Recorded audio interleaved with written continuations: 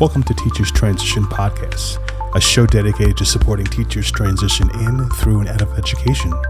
Grab your seat and let's talk about how to make your next transition a successful one. Happy Sunday, everyone. My name is Alex Kirton, host of Teachers Transition Podcast.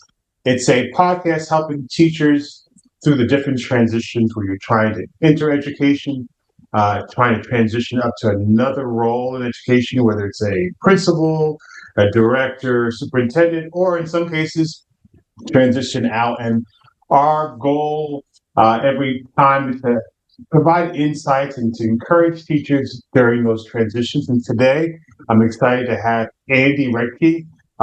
He has a unique story from teaching to working in the fast-paced construction world. So I'm happy to welcome him to the podcast. And Andy, can you just kind of tell us something about yourself? Where you're from, married? Yeah, so I'm actually in Plano, Texas. My wife and I got married a little over a year and a half ago. Right. I was the head wrestling coach at high school in our town, Plano Senior High School. I was a teacher all in all for, I guess we'll call it 8 years. I went to college and I did get my history and special ed certification for secondary ed. I loved my time as a teacher. That's one of the things that I still pride myself on. I grew up a little bit in this area, but also I was a little of a problem child and lived with my dad in Illinois, and that's how I got into wrestling and all that stuff. Awesome. So, what about wrestling did you really enjoy? And there's so many sports. Wrestling is a very particular sport that I've always looked at. I'm like, that takes a certain skill set because it's, Yeah, you gotta be a little bit crazy to do it. But honestly, the real reason I liked wrestling is I wasn't good at it. Okay. I grew up playing baseball my whole life, and that's kind of what I had my vision on to go to college to play baseball, and had a crazy math teacher one day who was the wrestling coach that was like, "Hey, come try out for wrestling," and I ended up doing it. I got whooped. Okay. And I went home and I was like, all right, I'm going back tomorrow. Okay. And it was something that was so incredibly difficult for me. It really made me evaluate myself. When you wrestling is exhausting. Like, that's why people don't like it. Yeah. When you get to that level, your brain tells you bad things, and the more you have to be forced into listening to that, then you can start to really build the person you are by being honest with those negative voices. And it showed how resilient you were because, it's not like you could tap somebody in or rely on someone else. And, having that. It's 6 minutes. You can't run away. You can't leave. Mm-hmm. You're just there. Awesome. So talk us through your journey to, become a teacher, education, I think we've already kind of started that. It's it was that crazy guy that was my math teacher, and just pushing me to think about myself differently, become different. It's funny, the school in Plano that I worked at for 5 years down here, I actually got kicked out of that school. Okay. I was a trouble kid, and that coach kind of helped me get my life together. And not even making me do it, just giving me the opportunity to make those choices for myself. Then I ended up wrestling in college. And when I was at college, I was like, man, I don't know what I want to do. Yeah. And I took another one of those classes where you have to try to figure out what you want to do. Yeah. That didn't do anything for me. And one of my buddies was like, hey, there's a intro to education class. You have to do like 24 hours observation, 12 in an elementary school and 12 in a middle or high school. Like, it's an easy class, take it. And I did. And even my time there, I was just wishing I could stay longer. I could do more things. Wow. And I just kept going, and I loved it. Awesome, awesome. And do you mind shouting out that coach's name? Because definitely as teachers, we don't always know the impact, and sometimes Right, some right. kids be like, it's clear. Other kids are like, oh, I don't know if I did anything to help that kid. Hey, I will say that Coach Medlin was one of the biggest ones. Okay. Brian Medlin, he actually runs the Regional Olympic Training Center at the University of Illinois now. Very nice. And then Nick Miller was another huge part of it. There's so many teachers that did me a few solids in the day that have really helped me out, and they trust me. They know who they are. I've talked to them multiple times. They're a lot of great people that got me to where I am. And would you say, because what about the other teachers that you would say didn't understand you or didn't have that impact? What do because they're, as a parent, and as a teacher, we recognize that, that there are some children, one teacher might have a bigger impact on another student. And, I've had thousands of kids come in my classroom. Thankfully, I think I've made a good impact, but there's some of them like I might not have got, or they they might have struggled with, they might have been bored, or there's a complex of things which, and seeing them once a week for 45 minutes, you can't really figure out Right. to be able to reach them. So, what do you think, looking back, as teachers, what do you think some missed opportunities for you that these other teachers that you mentioned kind of were able to, take advantage of and to help you and to encourage you and to, meet you at your need as a learner? Because that's so important. Here's the thing. I think most educators have that in tune ability to connect with kids and to understand what a kid needs. Yes. One of the biggest things I've always said, and I feel like sometimes maybe depending on school culture or whatever it may be, teachers that work at the same school are like, they are a resource to each other. Yes. So you will not connect with every kid. You will not understand what's going on with every kid. Use the other teachers in your building. Use your admin. Use your people. Because you know what? Every single teacher in that school might dislike that kid and their attitude or whatever it may be. But there is one teacher that can look at that kid and think about something a little bit differently. Yes. And yes. they know how to reach that kid. Maybe it starts through that teacher. Maybe it's that teacher talking to the kid. Maybe it's the teacher giving you some insight that you might not know. Using your other teachers as a resource is so big. Yes. I mean, that's great. That's great because, teachers, sometimes we feel like we're in an island, we're on, and it's important. Teaching is isolating. Yes. And I've been teaching, over 25 years as a music teacher, and you're like, your own little world, and, Right. So talk us through, education and, getting that education bug and saying, man, I really enjoy this. And like, what are some things that kind of, you really enjoyed, during the process of becoming a teacher in the, in college to your first couple of years? Kind of walk us through that path. I think my philosophy with the teaching is slightly different than maybe some people. My goal was always to grow the child. Yes. Right. And to me, that was in a disciplined way, right? Making them accountable for their actions and being able to be honest with the person they look in the mirror. And then the second one is, getting them to grow in their process of thought. Yes. And whatever subject or sport or class or whatever I was teaching or coaching, that was the modality I used to attack the hierarchy problem that was on paper. Okay. And within the kid's personal life or in their brain. Okay. And there came a point in your teaching career where you decided to transition. Kind of walk us through the steps before. Were there you know was there something burning inside that I need to transition to? I know you've been doing construction a long time, but like, how did you make that transition? Because oftentimes teachers, have to, they get to a point where there's other things they also feel compelled and called to do.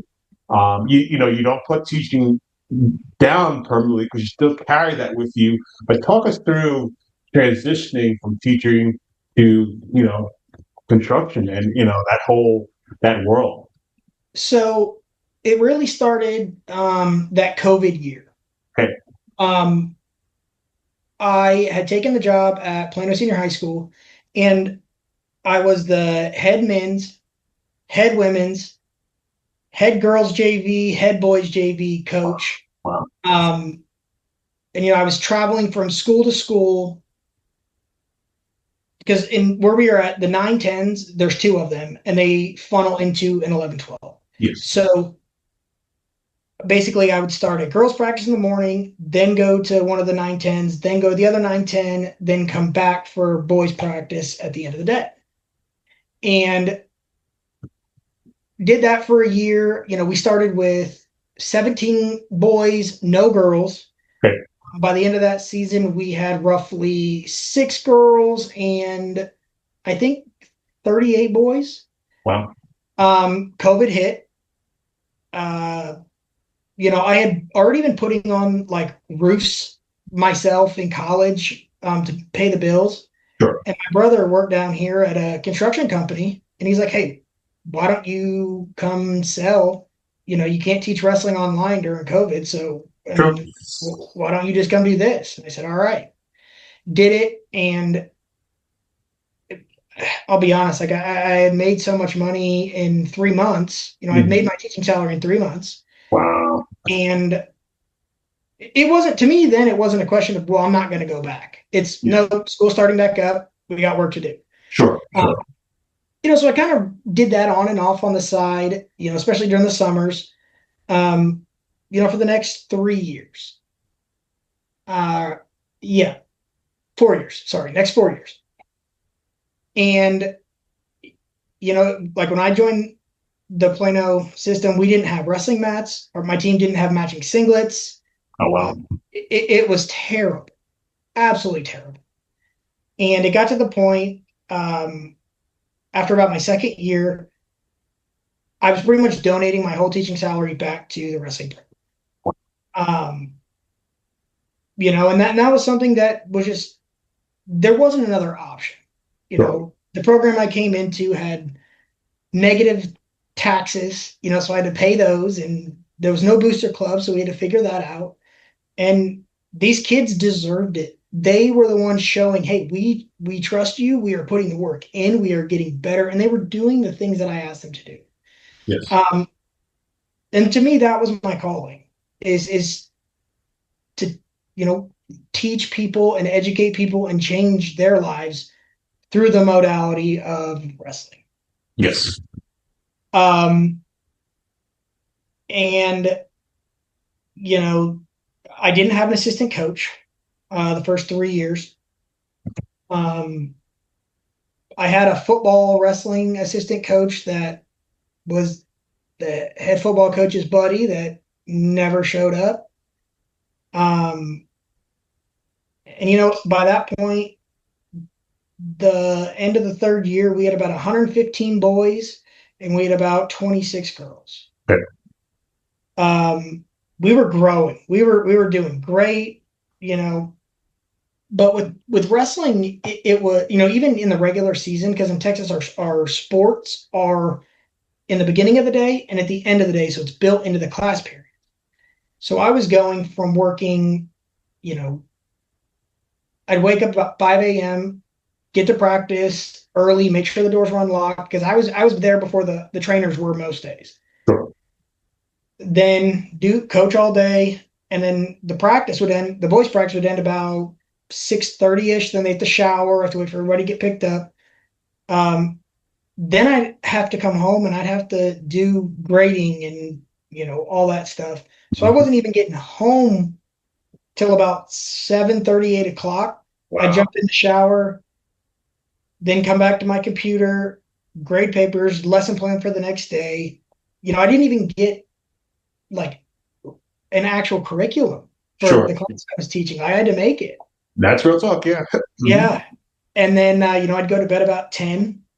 But the things that were missing were, my fiance, when we started dating, that first year, she was entering law school. Then she passed law school, had to take the bar. Mm-hmm.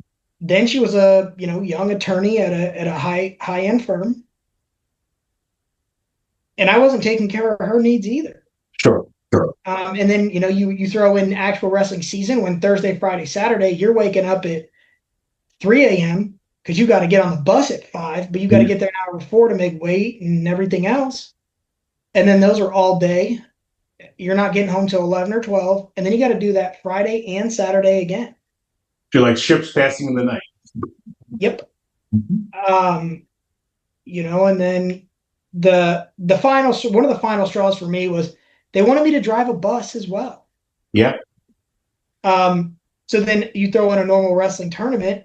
I got to be there another hour early and stay an hour later just because I have to fill up the bus and take it back to the bus barn and do all these things. And, you try to tell them, hey, this is not safe. I'm working, 65 hours over 72 hours. Like, this is not safe for the kids. It's not safe for me.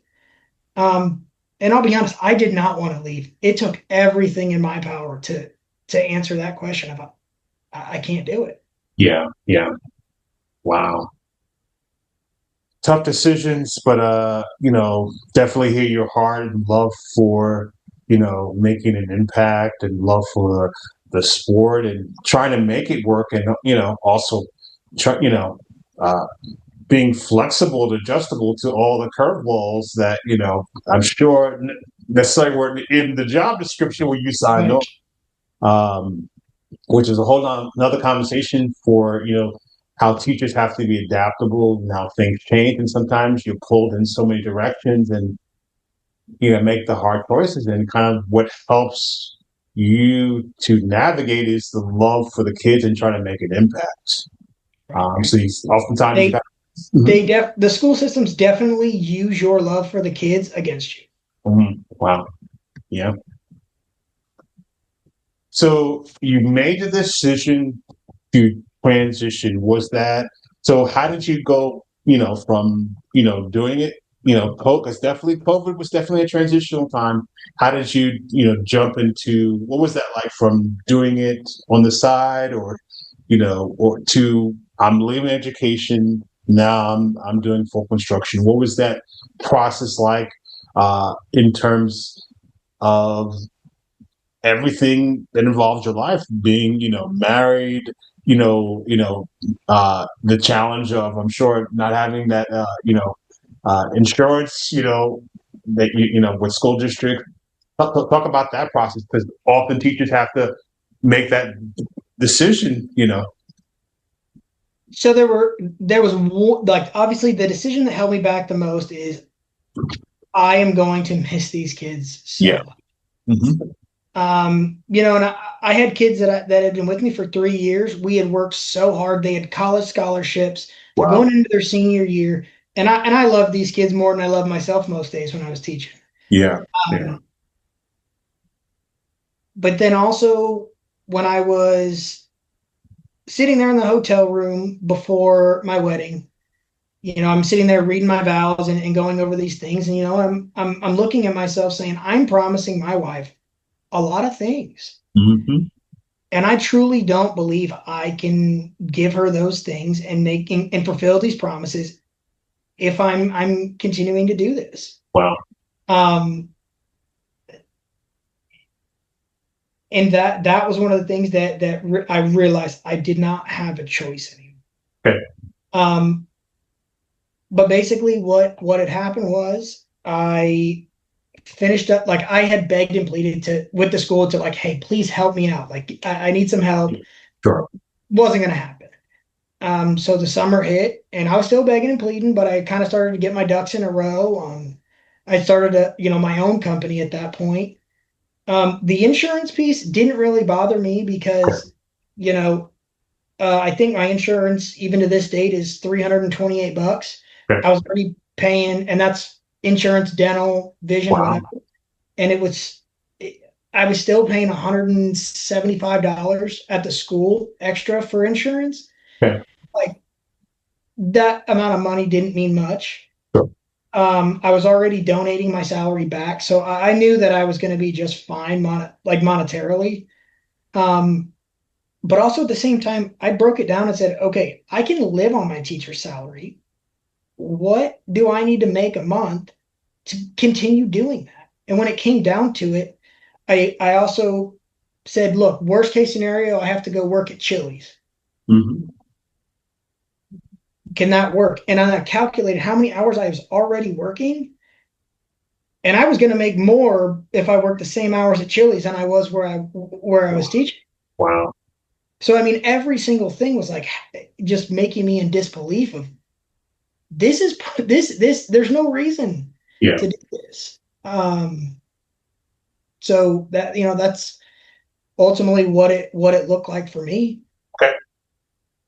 And I think you have a unique story because some of my other guests, had to make that transition, whether they had a baby and, am I gonna, do I feel comfortable leaving my child to daycare and why am I paying all this money for me to go just, work and then actually paying the daycare, So I think have a unique story as far as the challenges that male teachers have and that responsibility to say, hey, I'm committing myself to these vows and I have a responsibility, as a husband that wants to have a successful marriage to make sure, I'm committed in the things that I say, I'm able to commit and it has value. So, kudos to that. So talk about, your company, kind of what you guys do so we can have an idea as far as, because when people think construction, it's a very limited, talk about, your company and the kind of things you guys work on. Yeah. So my company's Sonova Construction. We have I don't know, I like to call it a small but mighty team. Everybody's been doing it for 8+ years. Not necessarily just with me, but been in the industry doing these things. And we do everything from a small drywall repair all the way up to, building buildings that you see all the time. Corporate painting projects where they're updating their brands, anything like that. Someone's home gets taken out by a tornado, or you have hail, like a bad hailstorm, or a tree goes through your roof or window. You want to do a normal kitchen remodel, those sorts of things. Where we don't really swing the hammers. Sometimes we have to, just deadlines meet. We got to pitch in and get our hands dirty too. Me and my best friend Austin, that we work together. Him and I are usually the ones doing the legwork, but we like it. It keeps us humble a little bit. But that's what we do. We basically we have a bunch of crews that work for us. We talk to the homeowners or business owners and see what their budget is, what their needs are. And just kind of tailor a plan to them. And then we order the material, schedule it, keep the project management rolling along. Just keeping everybody safe and making sure they're taken care of. Okay, awesome. And I want to point out that I actually was privileged to hear you speak at the Murphy Chamber because you brought some interesting insights that, teachers and homeowners need to understand when hiring contractors, kind of the do's and don'ts to look out for. And I know this podcast is talking about teachers transition, but I think teachers, and especially teachers, we don't make as much as we really deserve. So definitely when it comes to projects, making sure our dollar goes a long way. Can you just kind of highlight a few things you mentioned as far as some best practices by having any teachers that are looking to do projects, hire? What are some things to look for? You mentioned, I don't spoil all things you mentioned, but Yeah, and it's funny because obviously a lot of my projects have been for teacher friends or jobs I've done in the past. And you want to find somebody that knows the industry well so they can give you a budget friendly project that looks top notch. yes. Um, Me personally, I'm on all the forums. I know what's getting discontinued, what's brand new, what the hot thing is. Um, what projects or what products are good and what ones you want to stay away from, where the warranties are best. Um, those thresholds of, well, if you're doing something this size, it's not worth it, but this size is going to save you money here. Okay. If you're trying to update your house for resale, hey, these are the spots you want to put that money into. Those are the big things for me. And what would you say as far as, some big don'ts when you're looking to hire a contractor? Things, red flags, because, oftentimes it's on the other side of, I paid all this money, I wish I knew that ahead of time. Right. Couple things. What's the saying? If it looks like poop and smells like poop, it's probably poop. That's a big one, right? Teachers have some of the best instincts out there. They see people for who they are before most people know who they are. Yes. Use that gut. If something feels weird, research it, ask questions, check reviews online, check the BBB, ask for referrals from other customers of theirs. Also, figure out where they're getting their paint, right? Every contractor needs to have a good paint supply. If it's Sherwin-Williams, it's Victory Paint, whoever it is, go to that place and ask them, hey, what do you guys know about these guys? How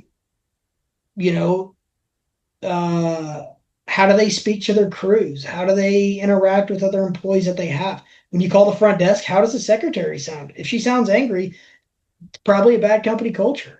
Yeah. What about when it comes to money and deposits? Because that's always an ouch moment, So money and deposits always vary.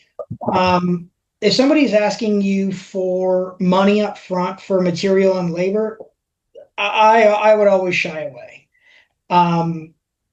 Unless there is, a bank that is lending on your behalf to that contractor, that's a different story.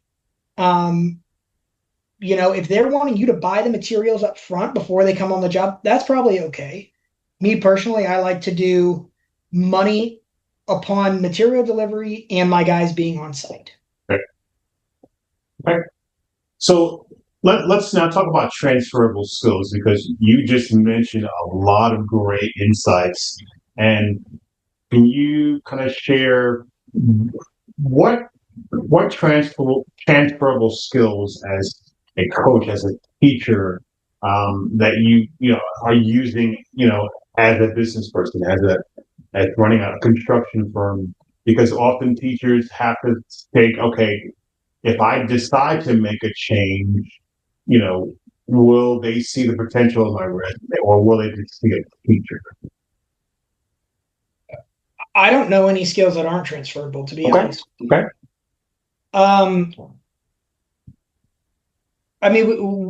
We already have the ability to overwork ourselves, right? To do everything we need to do, right? Our responsibility that is ingrained in us, from filling out, grades or homework, to student progress, to any of the 504 or IEP information that we have to track daily.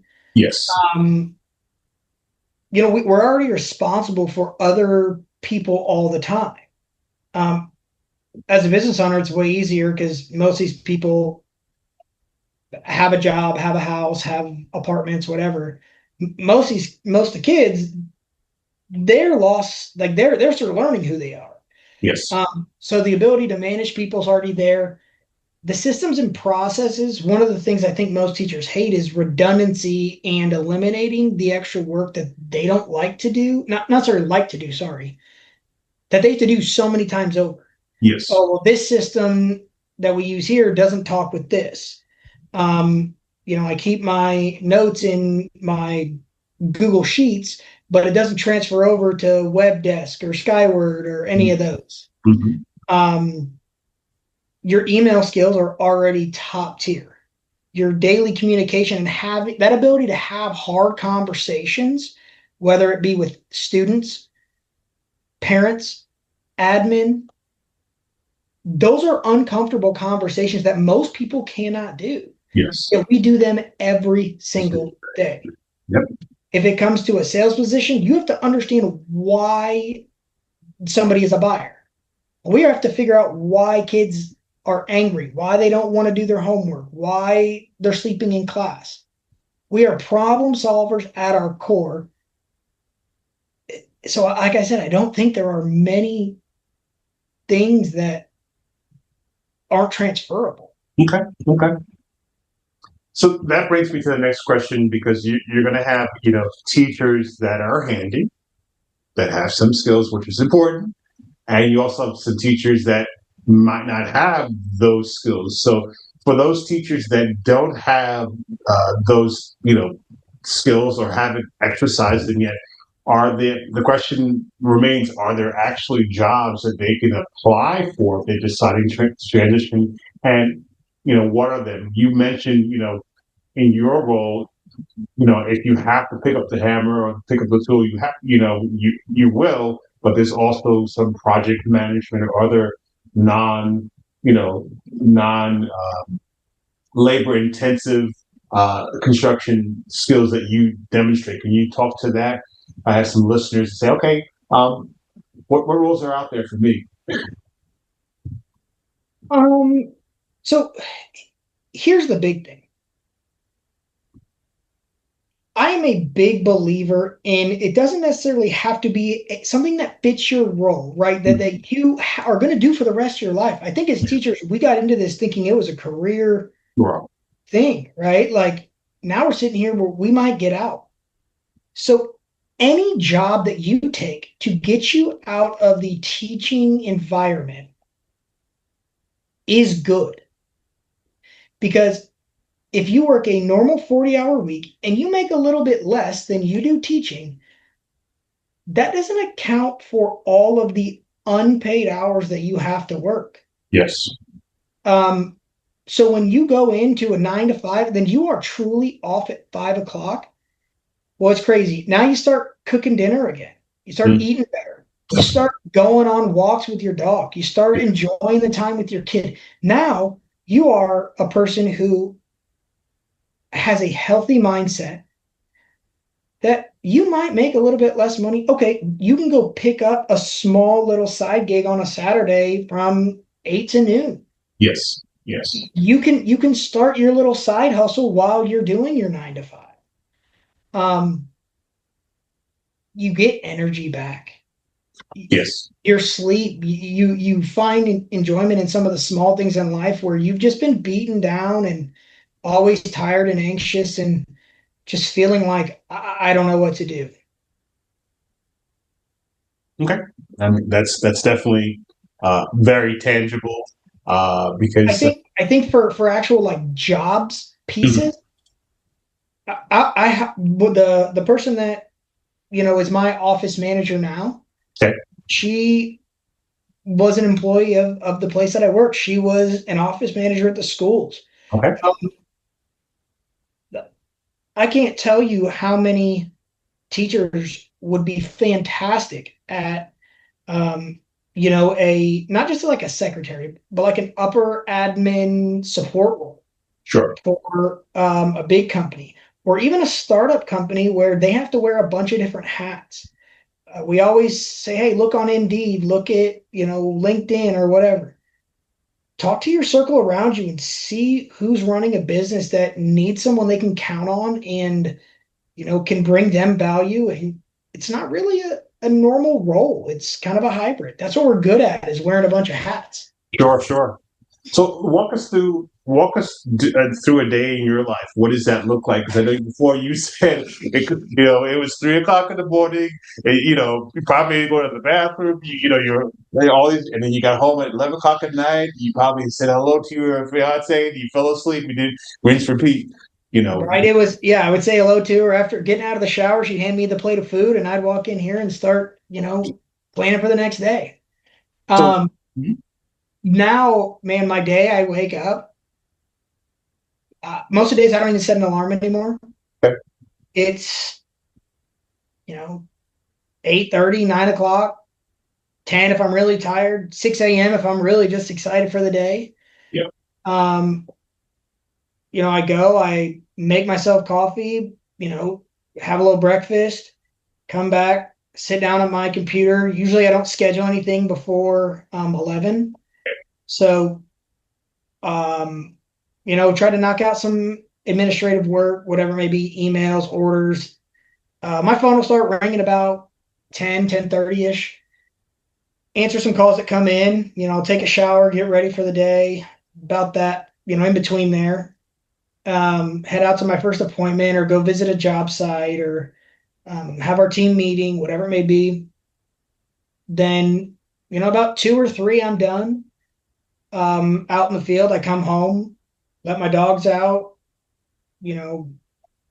probably have a little snack before my wife gets home. So, I can still eat dinner with her. Sure. Still do some computer work. If I'm just feeling burnt that day, I'll just call it a day right there and just relax. If it's a busy day, I might have to stay out till 7 or 8 o'clock and do that. Sure. Thursdays, I do a lot of my accounting. I don't work Fridays. So it's really Monday through Thursday. And, I don't work Friday, Saturday, Sunday. And I try to be done working by about 5 p.m. Okay. And how has that affected this change affected your marriage? Is your wife happier? Yeah. I think it was. So I will say this: when it was about school time starting back up that summer I left, from then until about February, that first year I couldn't find myself. I struggled. My passion, what made me feel like I was, had a purpose in my life, it wasn't there. Wow. And it led me to a dark place. But then, the more I kept going, I started to see avenues in which I could fulfill my God-given purpose of taking care of kids. Yeah. And how much happier I was. And some kids asked me to come to their graduation parties and different things like that. And I had said, to myself, I have to go. And, when I was there, a couple of the kids were like, Coach, you look so much healthier. Like, you look so happy. That was a big thing. And then probably about that same time, I forget what I brought my wife to an appointment. She just hung out in the car because we were going to go get dinner after. And I said to drop some tile off at a house. And I got back in the car and I said, hey, sorry about that. Like, we can go to dinner now. And she said, no, I'll take this any day. Oh, wow. And I was like, what do you mean? And she said, this doesn't bother me at all. Like, I'm just glad we get to go to dinner. Like, I have my husband back. Like, we didn't ever get to do this. Wow. That's real talk. And, and it sucks, man. Like, that's a person like that I love more than anything, and I would do anything for. But the powers that be just put so much on you that you can't be your best self. And looking back, I'm so sad because there are so many good teachers that can't be great because of the system. Yeah. That's a hard place to be in because, definitely hearing in the beginning, how much, you meant to the kids and the kids meant to you. And then also, trying to be there for your wife. It's like,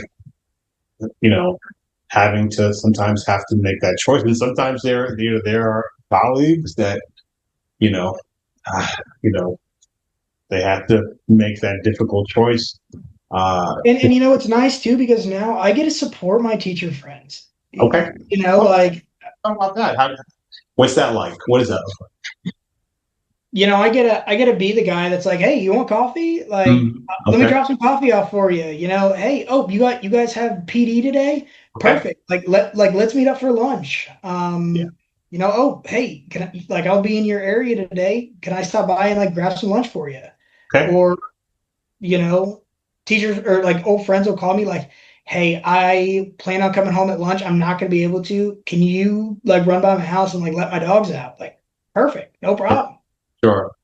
And I even just the lifestyle I live and the things I get to do, I get to include them in that. Yeah. Where before, it was, hey guys, it's the 23rd. I know we don't get paid for a week, but who wants to go grab a beer? Nobody, because we're all broke. Yeah. Now it's like, hey, come out. Beer's on me tonight. That's great. Hey, I'm ordering the UFC fights tonight. Who wants to come over? Getting to spoil them and loving on them a little bit, because when you're in the trenches, I always say that October, November time hits or February hits, man, you are in a rut. You're just trying to survive a little bit. Yes. And I don't think the public really understands, understands that dynamic, it is a rut, and we have to persevere. It's a never ending marathon, every single year around that time. And it's interesting that you mentioned that, because, I did a study of, when teachers are, when they're most happy, and also the times of the year when they're most depressed, and it's often around that same time. And that's a real challenge to navigate. Yes, we want to make an impact for kids, but I don't think there's enough attention to how much it does take a toil. And we do it because we love it. We do it because we care about kids, but there is a toll it takes. But it's encouraging that you are being that you're impacting not only the students but also those teachers to be an encouragement, because we need someone on our side. We don't. Sometimes we hear from parents, whether it's the good, the happy. It's honestly, man, I'll tell you this. From most teachers, and I'm not going to speak for every teacher, but for most teachers that I talk to, look, yes, going into this business, we knew we were going to have kids that were little troublemakers that, ruffle our feathers.